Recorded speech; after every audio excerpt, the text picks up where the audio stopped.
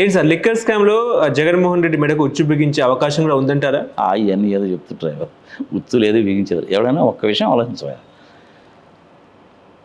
మందు తాగద్దండి అని చెప్పేటువంటి చీఫ్ మినిస్టర్ కావాలా?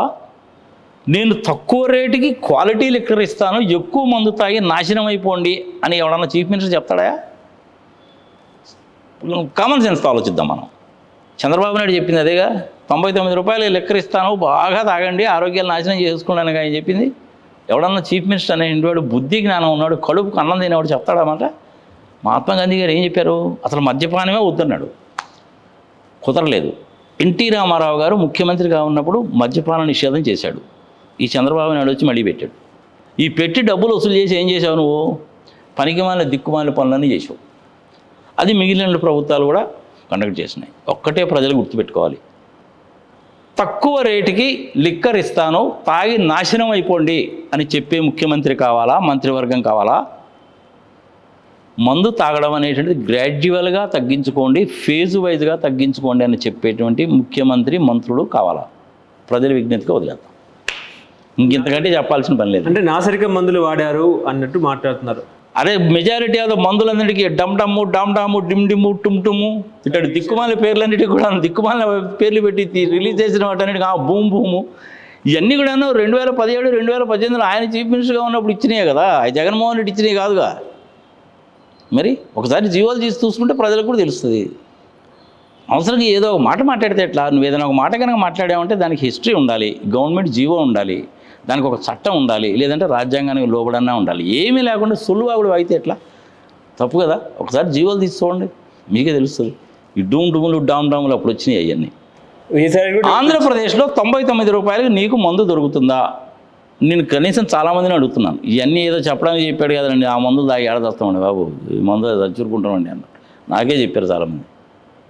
మరి బెల్ట్ షాపులు బ్రహ్మాండంగా ఉంది వ్యాపారం ఆంధ్రప్రదేశ్లో. ఇప్పుడా హైదరాబాద్లో ఎలిఫెంట్ బీరు 190 రూపాయలు, నీకు అదే ఎలిఫెంట్ బీరు ఆంధ్రప్రదేశ్లో 230 రూపాయలు ప్లస్ 20 రూపాయలు అట. ప్లస్ 20 రూపాయలు ఏంది బాబు అనేసి బెల్ట్ షాపులే అట. అంటే ఎంత అయింది నీకు? 250 అయింది. మరి ఇక్కడికి అక్కడికి 60 రూపాయలు తేడా రావట్లా నీకు?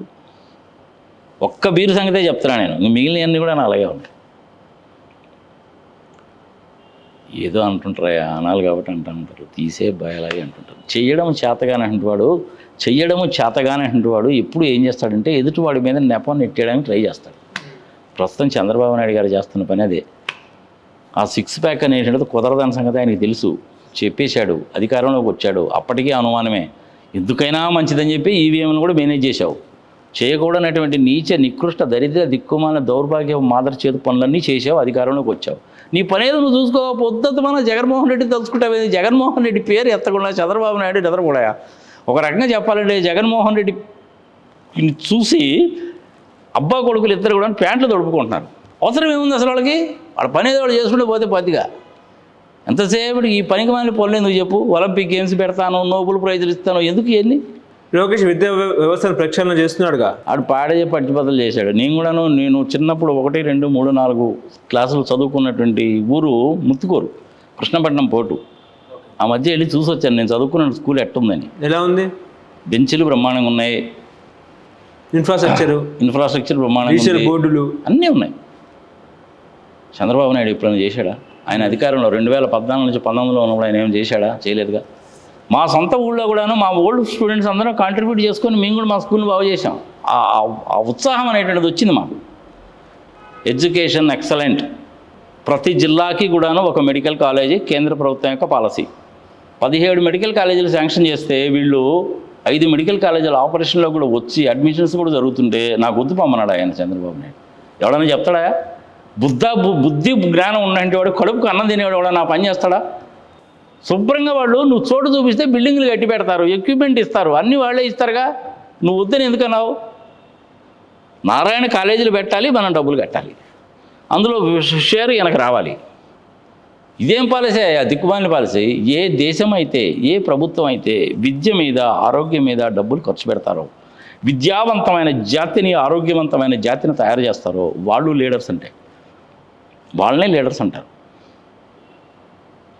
ఎన్టీ రామారావు గారు మద్యపాన నిషేధం తీసేయమన్నాడుగా. మద్యపాన నిషేధం తీసేస్తే ఏమవుతుంది, నీ జేబులో డబ్బులు ఉంటాయి కాబట్టి నువ్వు పిల్లలు చదివించుకోవడానికి ఇంకో దానికి ఉపయోగపడతావు.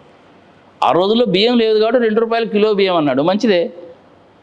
మరి ఈయన వచ్చి ఏం చేశాడు, 2 రూపాయలు కిలో బియ్యం తీసి పారుదొప్పాడు, మద్యపానాన్ని మడి పెట్టాడు. దాని గురించి నువ్వు నేను అడగకూడదు. పొరపాటున అడిగామంటే నీ మీద అనంతపూర్లో ఒక కేసు, గుంటూరులో ఒక కేసు, పాడేరులో ఒక కేసు, విశాఖపట్నం ఒక కేసును, పలాసలో కేసులు పెడతారు. నీ పన్ను మానుకొని ఈ కేసుల కోసం కోట చుట్టూ ఏడ తిరుగుతావు? కుదిరే పనేనా ఇది? శాంతి భద్రతలో తగ్గిపోయాయి, ఆడవాళ్ళకి రక్షణ లేదు, ఎన్నో కేసులు ఉన్నాయి. విద్యా వ్యవస్థ నాశనం చేశావు, ఆరోగ్య వ్యవస్థ నాశనం చేశావు, అడ్మినిస్ట్రేషను పూర్గా ఉంది.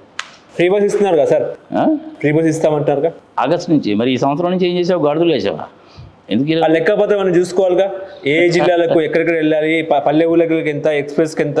ఊరుకోవా, నేను ఇలా గీత కనుక కొట్టేశానంటే నాకు మొత్తం కళ్ళ ముందు బ్రహ్మాండంగా కనపడతాయని చెప్తావు. ఆ మాత్రం తెలియదేంది? ఈ 1 year నుంచి నువ్వేం చేస్తున్నావు, గాడిదలు కాస్తున్నావా? డేటా నీ దగ్గర లేదనుకుంటున్నావేంది? ఇవన్నీ ఏదో తప్పించుకోవడానికి చేసే వ్యవహారాలు. 3 సిలిండర్లు అన్నావు, ఒకటే ఇచ్చావుగా, మిగిలిన 2 ఎందుకు ఇలా? పల్లెటూళ్ళలో అదే అడుగుతున్నారు. స్థానిక సంస్థలకు ఒకటి ఇస్తారు, మళ్ళీ ఎలక్షన్కి ఒకటి ఇస్తారు. కానీ చెప్పేదన్నీ కూడా కుదిరే పనులు కాదన్న సంగతి చంద్రబాబు నాయుడుకి తెలుసు. ఏదో చెప్పేశాడట, ఇప్పుడు వాటిని ఎట్టా ఎగ్గొట్టాలని చూస్తున్నాడు. ఇవన్నీ కదయ్యా, 1,75,000 కోట్ల అప్పు చేశావు నువ్వు ఈ 11 నెలల్లో. ఆ డబ్బులు ఏం చేసావు చెప్పు? సంపద సృష్టిస్తా. ఈ 1,75,000 కోట్లకి నువ్వు లెక్క చెప్పు అంటున్నా. దేనికి ఎంతెంత ఖర్చు పెట్టావో లెక్క చెప్పు అంటున్నా. సంపద సృష్టిస్తాను, పాడు పంచపదలు పిండా కూడా తీసేయి. అడుగుతున్నది ఒకటే, 1,75,000 కోట్ల రూపాయలు నువ్వు ఆర్బీఐ దగ్గర నుంచి బయట అప్పులు చేసావు, ఏం చేసావు అని అడుగుతున్నా. చెప్పు నువ్వు సమాధానం దానికి. 17 మెడికల్ కాలేజీలు వద్దు అని ఎందుకు అన్నావు చెప్పు? పోలవరం హైట్ తగ్గించడానికి 41.15 మీటర్లకు తగ్గించడానికి ఎందుకు ఒప్పుకున్నావు? మళ్ళీ ఇంకో 40,000 ఎకరాలు భూసేకరణ కోసం ఎందుకు చెప్పావు? చెప్పు నువ్వు దీనికి సమాధానం. ఈ 1 yearలో నువ్వు చెప్పిన దాని ప్రకారం 20 లక్షల ఉద్యోగాలు అన్నావు. ఈ 1 yearలో మరి యావరేజ్ 4 లక్షల ఉద్యోగాలు వచ్చినారుగా. ఎక్కడ 4 లక్షల ఉద్యోగాలు వచ్చాయో చూపించు, ఎన్ని ఇండస్ట్రీస్ వచ్చాయో చూపించు. ఒక్కదానికి కూడా సమాధానం ఉండదు. ఇంకెందుకంటే నేను చెప్పలేను బాస్. గుడివాడ రాజకీయం గురించి ఏం చెప్తారు సార్? గుడివాడ లేదు, గుండా కూడా లేదు, గుడివాడే లేదు. నానేమో రప్పరప్ప రెడ్ బుక్ రాజకీయం అని రఫరపాలని సినిమా గదిలో అధికారులకు మేము అధికారంలోకి వచ్చిన వెంటనే చీకటి పడగానే నరుకుతామన్నట్టు కూడా పేరు నాని వ్యాఖ్యలు. ఇవన్నీ ఏదో అంటా ఉంటారు తీసే. ఆయన అధికారంలో ఉన్నప్పుడు ప్రతిపక్షంలో ఉన్నప్పుడు 67 సీట్లు వచ్చినాడు జగన్మోహన్ రెడ్డినే వైజాగ్లో సాగుగొట్టి చెవులు ముద్దాము, చంపేద్దాము, హత్య చేద్దామని ట్రై చేసావు నువ్వు. ఇంక ఇట్లాంటి ఎన్ని విషయాలు, చిన్న విషయాలు కదా ఇవి, నథింగ్. ఇవన్నీ తీసేయి అనవసరం. ఏం చిల్లర వల్లభనేని వంశీ మన జైలుకి వెళ్ళే అవకాశం ఉందా అక్రమ మైనింగ్లో? చూద్దాం, వెళ్తాడు. ఒకసారి వెళ్ళి వచ్చినప్పుడు ఇంక ఎన్నిసార్లు అయినా పోతారు. ఏముంది తప్పేముంది.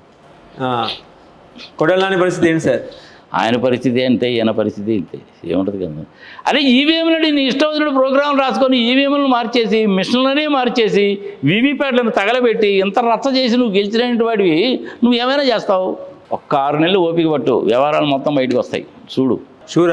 షో గత సంవత్సర కాలంలో నేను 7 వీడియోలు చేశాను. ఈవీఎంలు ఎలా పనిచేస్తాయి, ప్రోగ్రామ్ ఏంటి, లాజిక్ ఏంటి, చిప్స్ ఏంటి, ఎట్లా వాడతారో సంగతి సమాచారం అని. ఇప్పుడు కదలికి వచ్చింది. ఎప్పుడైతే ఆంధ్రప్రదేశ్, ఒరిస్సాలో 2024లో ఆహా భలే ఉందిరా, భలే సక్సెస్ అయ్యామనుకున్నారు, హర్యానాలో, మహారాష్ట్రలో కూడా అదే పని చేశారు. పళ్ళు రాలిపోయింది. ఇప్పుడు వ్యవహారాలన్నీ బయటకు వస్తున్నాయి. నమస్తే.